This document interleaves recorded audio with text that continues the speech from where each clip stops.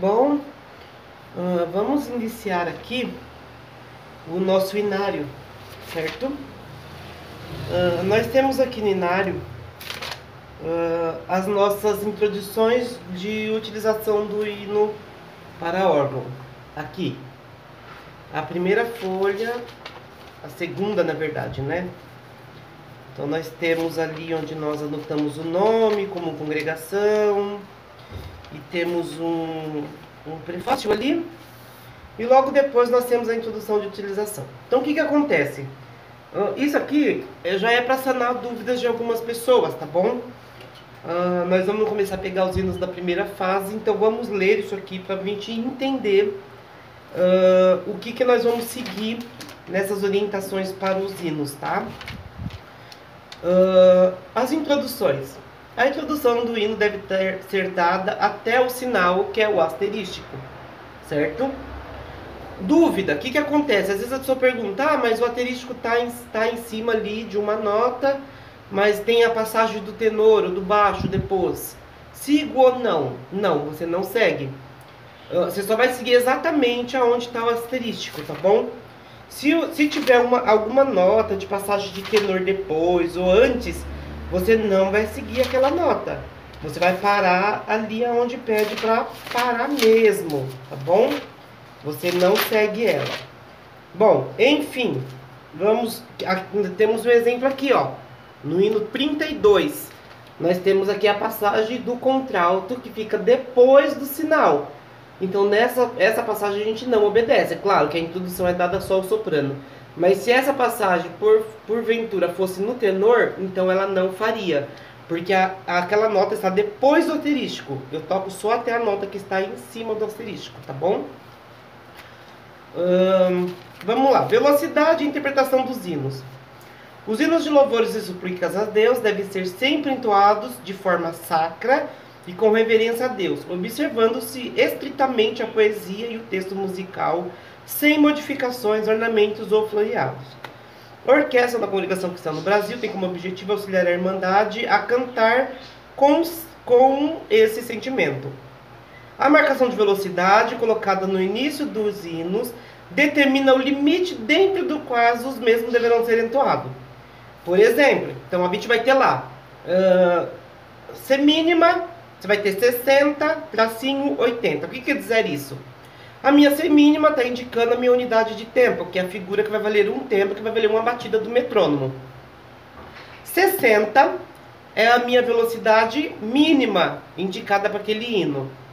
80 é a minha velocidade máxima indicada para aquele hino.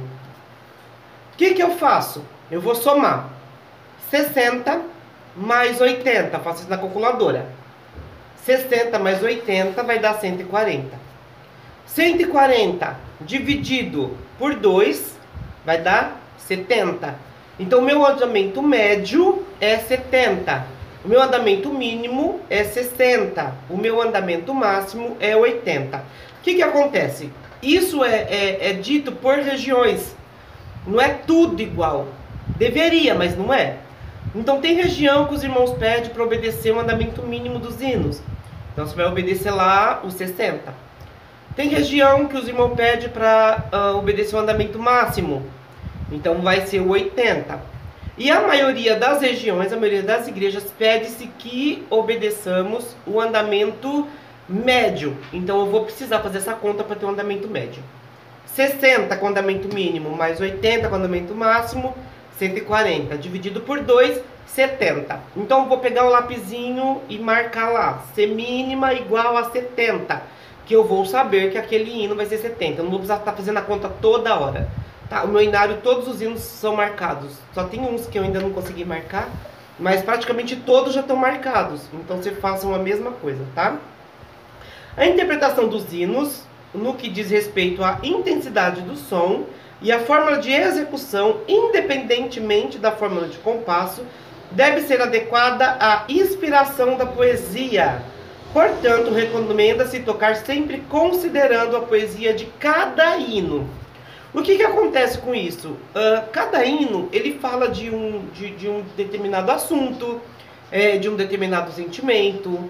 Você vai observar do decorrer do curso que eu vou indicar isso para vocês. Bom, esse hino é um pouco mais choroso, é um hino de súplica. Então a gente vai tocar ele um pouquinho mais lentinho, um pouquinho mais puxando um sentimento, assim, sabe? Esse hino é uma marcha, então a gente vai ter que imitar uma marchinha, tipo, imaginar na cabeça vários soldadinhos marchando assim, tocando aquele hino, pra gente fazer essa ênfase do hino, dar esse sentimento para cada determinado hino. Bom, esse hino é de Santa Ceia. Santa Ceia lembra o que? A morte de Jesus, então é um hino fúnebre, então a gente vai ter que tocar com bastante sentimento. Bom, esse hino é um hino de batismo, é um hino que Deus está chamando a alma, então já é um hino mais moderado, já não é tão alegre, mas também não é tão lento. Então eu vou indicando isso para vocês ao decorrer dos hinos que a gente for tocando, tá bom? Determinados hinos trazem, logo após a marcação de velocidade, uma indicação interpretativa. Por exemplo, solene, que é o caso do hino 310, e entre outros, cuja finalidade é alertar para uma forma de interpretação mais específica, mais solene, mais tranquila, tá bom? Bom, hinos com final, após as estrofes. Alguns hinos desse cenário, por exemplo, o hino 41, serão executados tocando-se primeiramente todas as estrofes, uma após outra, e apenas ao término da última estrofe toca-se uma só vez, sessão denominada final, para encerrar o hino, que isso vocês estão bem careca de saber. Só o que acontece? Geralmente, quando termina esses hinos, você tocou a primeira estrofe, lá no finalzinho dela, você tem a nota de valor pedindo lá, e sempre tem uma firmata. Então você vai ter que contar o tempo dali. Geralmente, a maioria desses hinos que vem desse cenário tem ligadura de valor, chega a ser 5, 6 tempos. Então você tem que dar os 5 tempos ou 6 tempos que seja da firmata, que a firmata é uma linha curva com ponta ao meio que aumenta os valores das notas por um tempo indeterminado. Quem determina isso é X orquestra, o maestro, o encarregado, o regional da região, enfim. A firmata não tem valor determinado, mas você tem que prolongar. Dá aquela pausa de pelo menos um tempo para iniciar a estrofe. Eu vejo muita gente termina, pai, já respira e já começa lá em cima. E fica aquela coisa tudo ligado como se fosse uma coisa só. Não, eu tenho que finalizar, pausar tranquilamente e iniciar lá em cima a segunda estrofe. Vim fazer a mesma coisa, finalizar, pausar, iniciar lá em cima e aí ir para o final, tá bom? Estes cenários serão reconhecidos pelos sinais de ritornello, já no início da estrofe, e pela casa de ritornello no fim de estrofe, bem como a indicação do final. Então lá tem tudo indicando, a estrofe tem hinos que é só duas estrofes, então você vai fazer a primeira estrofe, já repetir o ritornello, e já ir pro final. Tem hino que você vai fazer a primeira, voltar para a segunda, fazer ali onde você fez a primeira, fazer de novo, depois ir a terceira e já ir para a terceira chave para poder cair no final, tá bom? Bom, uma coisa que eu vou pegar bastante no pé de vocês, respirações. As respirações são assinaladas nos hinos por 2 tipos de vírgula. A vírgula maior, empregada no fim de frase, que indica uma respiração normal, e a vírgula menor, usada principalmente na semifrase, e que indica uma respiração curta, uma interrupção quase imperceptível de som. As respirações devem ser feitas diminuindo-se uma pequena parte da duração do som da nota anterior à respiração, nunca a nota posterior. O que acontece? Eu tenho lá a minha frase, vamos dizer assim, tem a minha vírgula que está indicando ali a minha interrupção, a minha respiração, e eu continuo. O que acontece? Geralmente as pessoas contam a nota anterior, de antes da ligadura, dá uma pausa e continua contando a nota que vem depois da pausa. Isso é um erro, porque eu não tenho uma pausa ali, é só uma interrupção. Nós estudamos isso no segundo shimol, o final de frase, final de ligadura de portamento, é a mesma coisa que a gente vai fazer no hino. A última nota da frase, antes da vírgula, a gente vai dar ali um leve staccato, soltar e atacar a próxima nota. A nota que vem depois da vírgula chama nota de ataque. Então tem que atacar aquela nota, mas sutilmente, tá? Eu não posso pá, não. Sutilmente, por favor. Usando sempre o pedal de expressão para isso ser mais sutil. Eu vou explicar isso direitinho para vocês na técnica, tá bom? Há passagens melódicas em certos hinos. Por exemplo, o baixo do hino 1. Nas quais há o sinal de respiração apenas para algumas vozes, sendo que a voz que não possui tal sinal, por ter vírgula de respiração acima ou abaixo da sua própria nota, não deve respirar no meio dessa passagem, ela tem que seguir. Olha, um exemplo do hino, o hino 1, o exemplo da introdução. Lembra quando eu disse que a introdução é só até o meu asterisco? O que acontece? Vamos fazer aqui pra vocês, ó. Deixa eu baixar aqui só um pouquinho. Isso, vamos fazer aqui. Eu vou fazer a introdução aqui desse hino. Ó lá.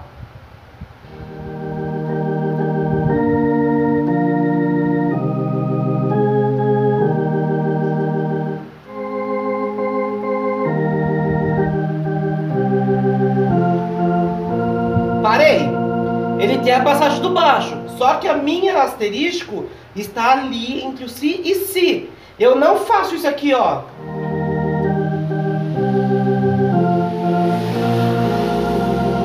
Não, tá errado. O asterisco ele está antes da passagem. Então eu faço a introdução só até a minha passagem, tá bom? Isso aqui, ó.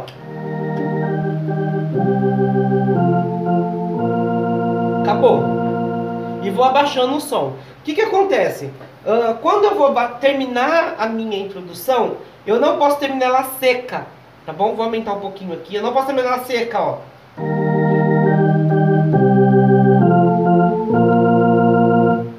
Ó como fica feio. Então o que acontece? A minha última nota, eu vou dar uma leve firmata. Eu vou dar o valor da nota e vou baixando o meu pedal de expressão bem devagarzinho até esse som acabar por completo. Olha a diferença que fica a finalização.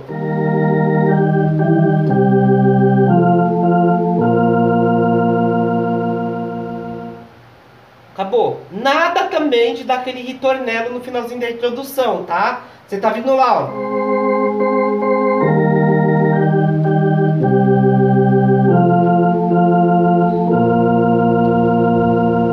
Eu já ouvi muito isso em introdução. Não pode fazer isso.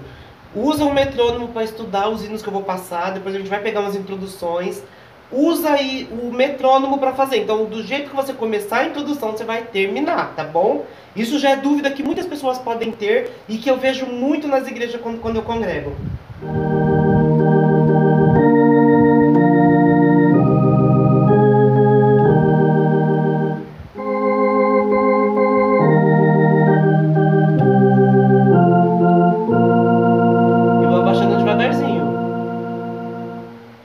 Até acabar o som, tá bem? Bom, então vamos lá continuar. A nossa passagem melódica. O órgão deve obedecer aos sinais de respiração, que eu vou pegar no pé de vocês demais, tanto respiração quanto pausa, principalmente. Porque nas igrejas, às vezes, os músicos, tem músico que dá pausa, tem músico que não dá.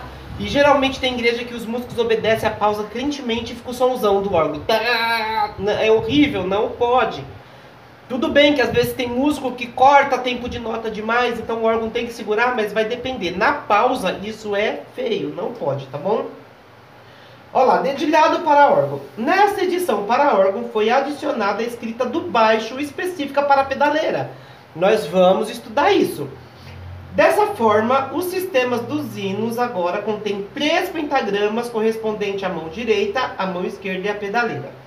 O dedilhado indicado neste inário consiste em um sistema de dedilhação numérica para a execução dos hinos a 3 vozes.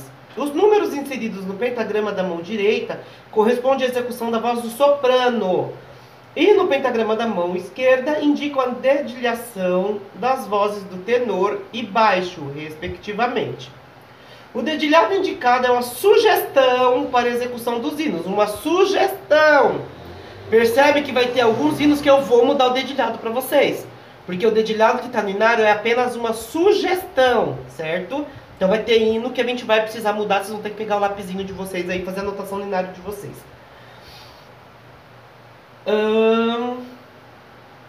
Lembrando que essa execução deve ser a mais ligada possível. Olha bem esse trecho. Lembrando que essa execução deve ser a mais ligada possível. Então a gente vai ligar o possível e o impossível. Nós vamos ligar, tá bom? Não quero nota socada. A gente vai começar a pegar os hinos, vocês vão ver bem isso. Eu vou explicar passo por passo, pedaço por pedaço, para vocês não socar o hino, tocar o mais ligado possível mesmo, tá? Foram feitas mudanças para adequar os hinos à extensão de abertura natural da mão. Por esse motivo, nem sempre foi possível atender criteriosamente às regras de harmonia observadas nas demais versões do inário.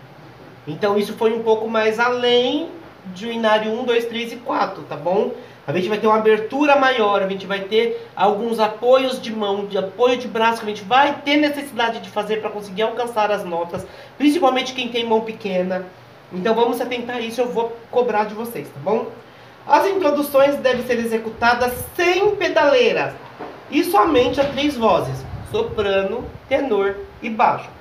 Então, lembrando lá, no inário está escrito, introdução é sem pedaleira, sem pedaleira. Às vezes tem algumas irmãs que têm dúvidas sobre a meia hora também. Vamos supor, a meia hora pode ser feita com pedaleira ou pode ser feita sem pedaleira? Bom, depende da região. Você tem que perguntar para a examinadora, para o seu encarregado regional, da sua região, se aquela região é indicado fazer a meia hora com pedaleira ou sem pedaleira. Eu indico que, se você tem vergonha, não tem contato, não tem como perguntar, então eu indico que você faça com a pedaleira, porém você diminua o volume da pedaleira. Eu tenho lá o volume da pedaleira, eu vou lá e diminuo, deixo ela bem, quase que sem ouvir, se você gosta de tocar com a pedaleira, tá bom? Eu indico isso, você diminui o volume da sua pedaleira, certo? Bom, essas são a nossa introdução para os hinos. Agora vamos para um outro vídeo. Os hinos nossos foram divididos em 5 fases. Então nós vamos seguir essa fase. Nós vamos fazer hinos da primeira fase primeiro, certo? Eu vou pegar uns hinos mais fáceis, que é para vocês ir acostumando com o dedilhado, com essa execução ligada que os hinos precisam ser feitas. Então eu vou passar tudo isso para vocês. Talvez a gente não pega todos os hinos, mas os hinos que vai tirar mais dúvidas, que vai sanar mais dúvidas de vocês, que vai fazer vocês praticar mais, tá? Os hinos mais babinha, mais facinho assim, eu não vou nem entrar muito em detalhe neles. Vou deixar por conta de vocês, porque os hinos, a gente pegando os hinos mais difíceis, eles já vão ensinando para vocês. E vocês mesmos vão se policiando, vão se corrigindo nos demais hinos também, tá bom? Deus abençoe e vamos para o próximo vídeo.